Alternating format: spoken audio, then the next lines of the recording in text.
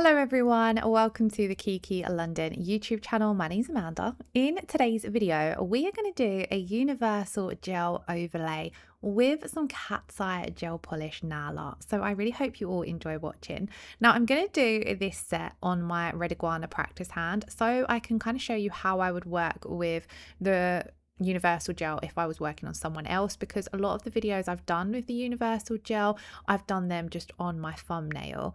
So obviously, because we're working on a practice hand, there isn't any cuticle prep or natural nail prep to do.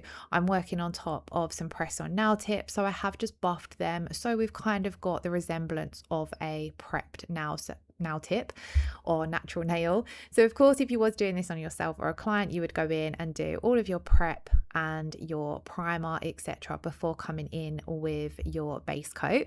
Now for base coat, you can use any of the Kiki London base coats with the universal gel, and for today I'm going to use the rubber base coat. Now I love this particular shade because it's very natural. It's not necessarily going to add too much color to the nail plate, but it has that hint of color to it that it does help hide any imperfections that are on the nail. But if you had anything that you wanted to cover up, or depending on the design you're doing, you could reach for more of one of the more opaque shades. You could of course use a clear base as well, because the design we're going to be doing, we're going to be using one of the opaque universal gel, so we're not going to see any of this color through anyway. So I could have used a clear here, but I thought it shows up a little bit more on camera using this translucent nude so you can see application. And then I like to go in, apply a thin coat of this to the entire nail. I keep my striped liner brush to hand so I can get a nice neat cuticle application. And when I'm working with this on the natural nail tip, I kind of like to scrub it in to begin with into that prepped nail surface, and then we'll just float my brush over to even everything out, and I'll just do one thin coat of this. So once I had done this particular base coat does only require a 30-second cure, so we cured this for 30 seconds. And then we're going to be using our universal gel in the shade Mint Mist. Now this is available in 6 shades. If you did miss the launch video or the previous universal gel videos, I'll leave a few linked in the description box below. But as you can see, this is a gorgeous minty green. It looks a little bit more blue on camera than what it does in real life. And I'm going to use the Kiki London Polygel brush to apply this. Now I'm working with this set of nails as though this is a natural nail overlay, but you can also sculpt or use tips with the universal gel as well. So I'm going to go in first of all and apply a thin slip layer to the entire nail. So your slip layer is going to help guide your builder layer down the nail. Now with my slip layer, I like to keep this fairly thin, and I want to make sure it's as neat as possible, because your next layer of gel is going to follow exactly where your slip layer has gone. So if you happen to get any on the skin or cuticles, wipe this off with some alcohol before you go in with your builder ball gel layer.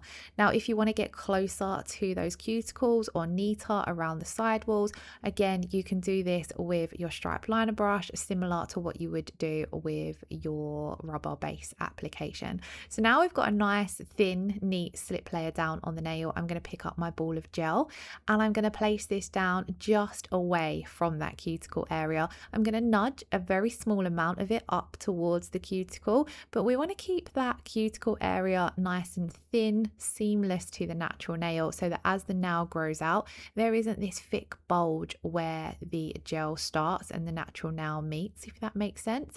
So I like to do a bit of a rolling technique at that cuticle area to get the gel to be pulled into that slip layer, and then I'm just very gently walking it side to side down towards the tip of the nail, and it is absolutely effortless to apply. That is a little bit hard to explain application because it goes on so easily. So I work it from side to side. I leave a lot of that product in the back third, and I do be nice and gentle with it, because if you be too quick with any of the builder gels, then what tends to happen is you pull too much down to the tip of the nail, and then you end up flooding that tip part of the nail. So I'm just working nice and slowly, and then once I have got to that tip of the nail, I do like to come in and swap from my polygel brush to my striped liner brush, and just nudge the gel towards the sidewalls a little bit more. This helps you get a nice thin application at the sidewalls without pulling too much gel to the side. And then how gorgeous does this application look? We've got a nice flush natural cuticle line, and then we've got an apex that's built up enough for this length of nail, and then we go back tapering down to a nice thin tip. Now I'm really happy with how this application looks, so I don't end up doing any filing or buffing to refine the nails, but you can do if you want to. We'll talk a bit more about that further along in the video. So I'm going to go in and show you guys this again, but I'm going to show you a few little tips and tricks. So here I went in with not enough product on my brush when I was doing my slip layer, so I went in and got more. Now it is better, in my opinion, to go in with less rather than more. It's better to have to go in and not have enough on your brush and pick up some more gel than to go in with too much and be flooding your sidewalls or flooding your cuticles. Another thing there I kept in to show you guys is that if you do happen to hit those sidewalls or cuticle, whether it be during the slip layer application or your building application, wipe this off straight away with a old nail art brush and some alcohol or acetone. I'm using one of my old round nail art brushes, which are also from Kiki London, with a little bit of alcohol just to clean up. Just wipe it away, make sure that any of the gel that has made contact with the skin or the cuticles has been removed. This is going to make sure that you don't get any lifting. If you do end up curing that product whilst it's attached to your cuticle or your sidewall, as the nail grows out, it is going to cause lifting. And constant overexposure of gel to the skin can end up causing allergies as well, so you do want to be quite careful with your application. Here I did also show you what to do if you go in and you haven't got enough gel on your brush when it comes to doing your builder layer. So I've gone in with a small amount of gel, and this now is a little bit wider than the previous one, so I'm going to need a little bit more gel than the previous one. So I start off with the exact same technique as before, rolling it off my brush just away from that cuticle, walking it down the nail, and then when the gel starts running out, I feather it out towards the tip. And then I'll go in and pick up another ball of gel and place it down where I notice that gel to start running out. Again, rolling it off my brush and then just walking it gently from side to side down towards the tip of the nail. Here I showed you guys what happens if you have too much gel at the tip. So I'd pulled too much gel down at the tip of the nail and there wasn't enough actually at the side walls. So what I'm going to do is go in with my stripe liner brush and just pull some of that gel down at the side walls where the free edge of the nail comes away from the fingertip. Is kind of like a stress point. This is whether you've got natural nails or you're applying tips or sculpting. This part of the nail, you want to make sure that you have got enough product there to have enough strength so that the nail don't break or snap. Now, because I'd played around with this nail a little bit, the application was a little bit uneven. So in this case, I tend to flip the hand upside down, let gravity do its thing for a few seconds, and then turn it back up, and then you can see that you've got a beautiful shape and contour to that nail, because gravity's just done its thing. It's pulled the product into the center of the nail, created your nice spine. And also by tilting your finger down when you're doing your application, that's going to help create your apex and not flood the cuticle as well. So I really quickly wanted to mention that. Now I did do the other two nails off camera so that we had some time to do a little bit of ombre cat's eye nail art. Now I really love this mint mist color. It looked a little bit more milky on camera than what it does in real life. It hasn't got that green showing through as much, but I thought it would team up beautifully with Botanical Gardens from the cat's eye range. Now, because the universal gels, after they have cured, they leave behind quite a tacky inhibition layer, it makes them effortless to do an ombre over the top of. Now you don't necessarily have to do this with cat's eye gel polish. You could do this with a colored gel polish if you wanted to, and at this point you can do any kind of nail art on top of your structured base that you've built up. You could go in and apply your foils, you could go in and do a full nail of color, water decals, stamping, whatever you want to do. Depending on the nail art you're doing, you might want to wipe off the tacky inhibition layer. For example, if I was doing hand painting, I probably would wipe away that tacky inhibition layer because it makes it a little bit easier to hand paint. But yeah, today we're going to do an ombre, but an ombre with the cat's eye gel polish. So I'm going to go in and just apply a teeny tiny bit of Botanical Garden at the very tip of the nail, and then I'm going to take my ombre brush and start blending this down. Now, as I mentioned, it blends into the tacky inhibition layer effortlessly. I'm going going to do one coat of this without using my magnet, cure that for 30 seconds. As you can see, we've done that on all of the nails. And then on the second coat, I'm going to use my magnet to create that cat's eye effect. Now I did this in 2 coats because I really wanted that green to pop on the tip. So on the second coat, we're just going to go in and completely repeat the steps that we did with the first coat.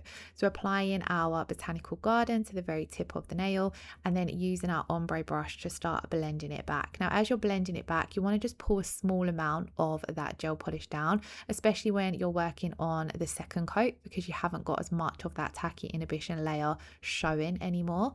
So on the second coat, I go in and perfect that ombre. I might use my brush going pulling it backwards like I am here, and then sometimes I'll go side to side as well to blend out the brush strokes, exactly what I'm doing here. If you happen to pull too much of the colour down, you can wipe it off with a little bit of alcohol. Once I'm happy with how that ombre is looking, whilst my gel polish is still wet, I'm going to go in with my magnet and play around to create the cat's eye effect. So as you can see, I waved the magnet over the nail straight away, and it kind of, I don't know how to explain it. It kind of pulls away all the magnetic particles and leaves this flat pearlescent effect. And then you can pull your magnet over it again and bring those magnetic particles into the center of that ombre to create your classic cat's eye swirl. Now, I quite like how it looks when you just run the magnet over the nail and it deactivates all of those magnetic particles and just leaves you with this kind of glassy look. I really liked how that looked, but I wanted to come in and just add that little cat's eye flick of a swirl. Now you can play around with your cat's eye as much as you want. You can rebrush over it to get rid of any design you've created that you don't like. You can play around with it as much as you want until you pop it into cure. Once you've popped it into cure, those magnetic particles are going to freeze in place with your gel polish, and then you can't change your design. So have some fun with it before curing it, and then once you're happy with it, pop it in to cure. I sometimes, if I'm working and I feel as though I'm going to mess up the previous nail, I'll cure each nail as I go. But because this was quite a simple design, I didn't do that. I'm just going along, doing my ombre, doing my magnet, moving on to the next nail. So at this point, all of the nails are still uncured. So if I did happen to want to go in and retouch up anything with my magnet or change the design, then I can go in and do that.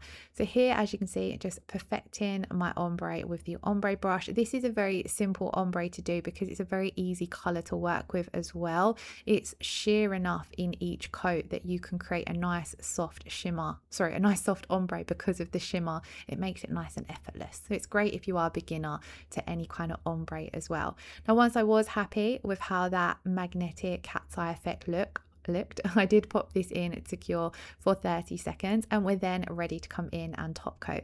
Now I'm going to use the no wipe rubber top coat today, simply because where I have added the ombre over the top of the universal gel, there's an ever so slight lip between those two colors, if that makes sense.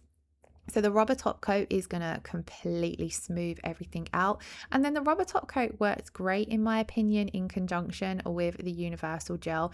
If you are doing an overlay to add strength and structure to the nails, this is going to add that next layer of structure. So it's also great for anyone who's quite hard on their nails, anyone whose maybe job means they're quite hard on their nails, or anyone who naturally has quite weak, thin or brittle nails. The rubber top coat works great for those. And then once I have finished applying this to all of the nails, I'm going to pop this in for a 60-second cure, and then that brings us to the end of the design. I really hope you enjoyed watching. If you have any questions, pop them in the comments below and I'll be happy to help. If you have any video suggestions, leave them below and I'll be happy to give them a go. If you did enjoy today's video, please do give it a thumbs up and hit that subscription button if you haven't already, and I shall see you in next week's video. Lots of love, take care, bye bye.